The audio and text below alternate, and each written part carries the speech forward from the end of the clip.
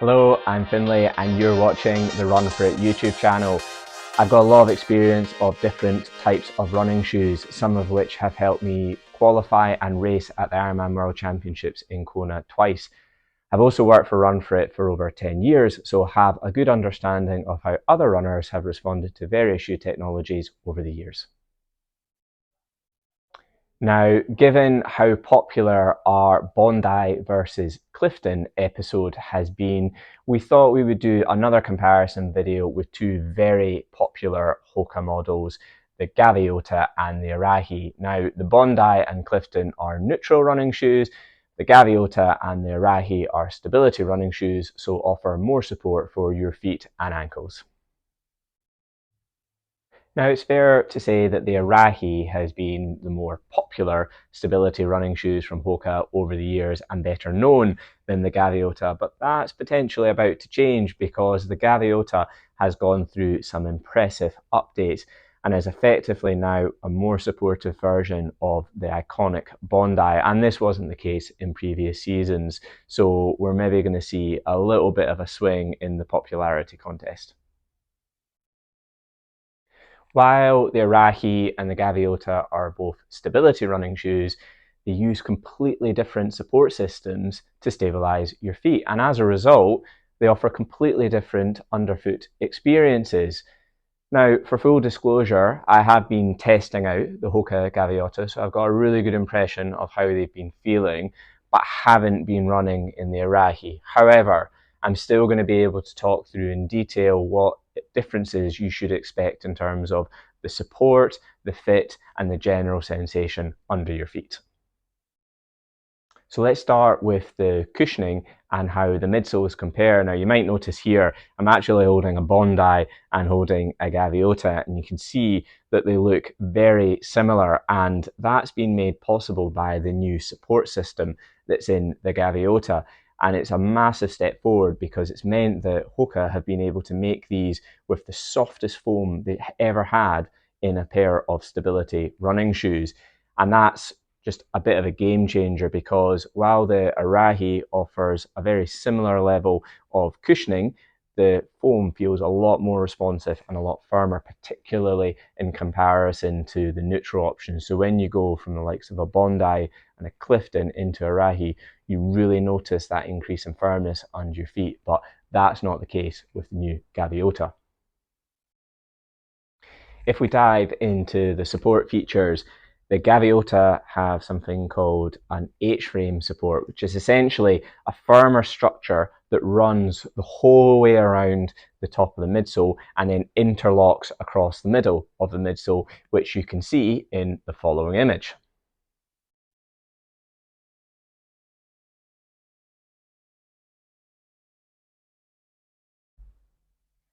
In contrast, the Arahi has something called a J-frame support, which is essentially shaped like a letter J. There's a firmer section of foam that runs the whole way around this portion of the shoe. Now, the main difference with that then to the Gaviota is that means there's more softer foam sitting underneath your feet in the Gaviota versus the Arahi. So while the support isn't compromised in the Gaviota, you just get more cushioning and a greater sensation of plushness under your feet. So for me, during a run, the Gaviota obviously feels a little bit firmer than what the Bondi does, but it also feels a lot more supportive.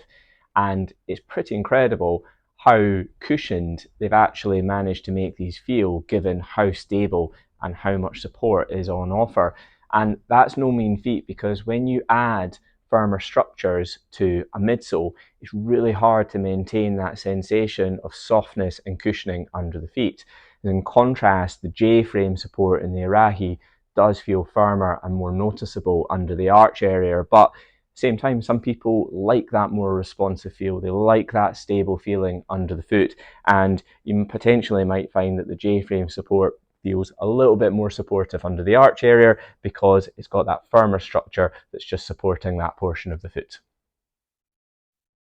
And on top of the differences in support features, there's a few other variations in the midsoles. You can see here that the Gaviota has a thicker midsole. There's a higher stack in these, so that simply means there's more cushioning under your feet. There's also a bigger rocker in the Gaviota, so that classic, well, what HOKA are famous for, that curved midsole geometry from heel to toe. So this just offers a slightly smoother underfoot transition from landing to toe off and helps take that stress off the calf muscles a little bit more. You can also see on the side of the midsole that billowed effect, these lines. The Gaviota has the same effect as what the Bondi does, where that just improves the cushioning on offer. And finally, if you look at the bottom of the shoes, you can see quite a difference in the geometry and the shape on the bottom of the sole. The Gaviota are a lot wider, a lot broader than what the Arahi are, and that just makes them inherently more stable. So you just have more support on offer under the foot as a simple result of how the cushioning is shaped. So the big question then, which one is more supportive and stable?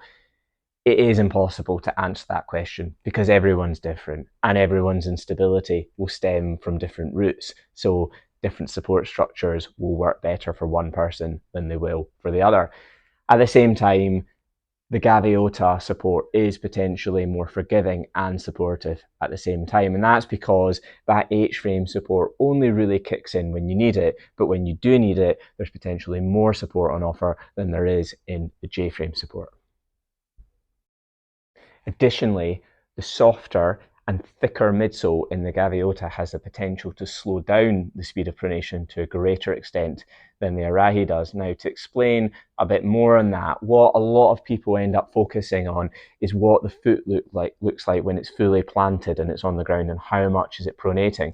But a critical factor is the speed of pronation, because if you can slow down the speed at which the foot rolls in, that delays the amount that the knee and hip rotate in as well. So softer stability running shoes can actually have a greater effect on the whole leg than something that's a little bit firmer. And even in some shoes, you might see a little bit more pronation visible than in one shoe versus another, but the whole leg, the knee and the hip itself, might actually be in a better position. So the Gaviota midsole construction just has the potential to work with the whole kinetic chain to a slightly better degree than what the Arahi does. However, the important question in addition to that is not always which one is more stable too, it's what experience you're looking for. If you want the most protection under your foot, you want the maximum level of cushioning, then the Gaviota are the right option. But if you want something that feels a little bit more responsive, maybe offers a little bit more versatility, then the Arahi could be the better option for you.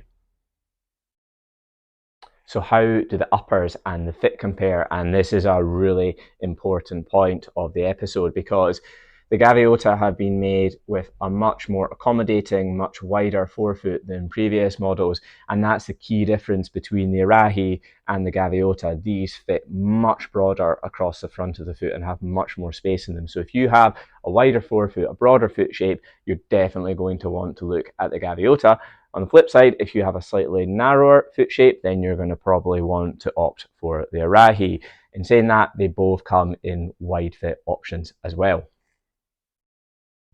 There's also big differences in the upper material as well. I mean, one of the best features about the Arahi are the fact that they're one of the lightest stability running shoes available, and a lot of that is achieved through the ultra breathable upper that's still incredibly supportive, incredibly durable. The main difference with the Gaviota upper are that it's a lot heavier, and that's because it features a lot more padding around the heel counter, and in general it's just plusher. There's a plusher tongue as well, so you've got a much lighter upper fitting with the Arahi, and you've got a slightly more padded plusher feeling fit with the Gaviota.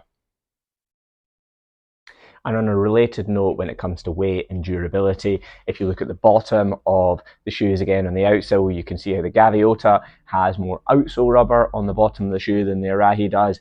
As that's one of the heaviest parts of the running shoe, it does add weight to the Gaviota, but it also means that they will last longer and wear down at a slower rate than what the Arahi will. So how do you pick between them? Well, at Run For It, we position both the Gaviota and the Arahi in our float experience category, and that's because ultimately they're both best suited to slower to steady pace running. However, the Arahi does offer a slightly more responsive, slightly lighter underfoot feel, so it's going to potentially feel better than the Gaviota over a broader range of paces. And while we're not recommending these for faster pace running, should you decide to pick up the pace, put a little bit more energy into it, the Arahi are probably going to feel a bit better than the Gaviota. In contrast, the extra protection and cushioning in the Gaviota make them the best option for those slower pace runs and longer distances. And while the Arahi should still feel good for those, you just won't get quite as much help in those as you will in the Gaviota. And in those days when you're doing the long runs and you're getting tired towards the end, or you're having to do a run when your legs are tired and your muscles are sore, that extra cushioning can give you that little extra boost, which just makes those runs all that bit easier. And even though I said earlier that it's tricky to say what the best level of support is, there is a bit more support on offer in the Gaviota than there is in the Arahi. Additionally, something we haven't talked about is the fact that the thicker midsole geometry will help reduce knee flexion around the knee area, and that's a great way to help offload some of the stress on those joints. So if support and protection is your priority on your runs, then again, you probably want to be looking at the Gaviota over the Arahi. And on a slightly different note, as I predominantly run in neutral running shoes, I wouldn't really find a place for the Arahi in my running shoe rotation. However, I've been really impressed with how helpful the Gaviota has been on days when my legs are really tired or have been trying to make those longer, slower pace runs feel a little bit easier. So if you do a lot of your running in a neutral running shoe, but you're potentially just looking for something with a little bit more support that's going to help keep your legs a little bit fresher for the next day, the Gaviota could actually be a really good option for you. And finally, while we're obviously comparing these two different running shoes, there's also potentially a place for both of them in your running shoe rotation. You might use the Gaviota for your slower pace runs, your recovery miles, those long distance runs where you're just trying to clock as many miles as possible. And then the other sessions, on the days when you feel a bit fresher, your legs feel ready for a little bit more intensity, that's where the Arahi would feel potentially better on those days than the Gaviota. So you could really look at both options within your running shoe rotation.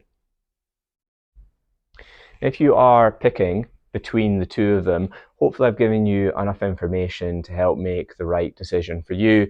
I think it's worth noting again that it is just slightly harder to compare stability shoes against each other than it is in the same way with neutral running shoes, because when it comes to support, you can't draw the same blanket conclusions about how cushioning feels and how they fit and what the upper's like. So it's a little bit trickier, but hopefully there's enough of an insight into what variances you should expect from them in terms of the fit, the feel, and what the support is like in them. And that brings me to the end of this episode. Thank you very much for watching this HOKA Arahi versus Gaviota review video. We really hope you enjoyed it. If you did, please make sure and hit that like button. And if you want to see more content like this, make sure and hit that subscribe button. You can also head over to the Run For It journal to read our article on the Gaviota 5 and how it compares to the previous version, and a little bit more insight into some of the updates that went into the latest version. We'll see you next time.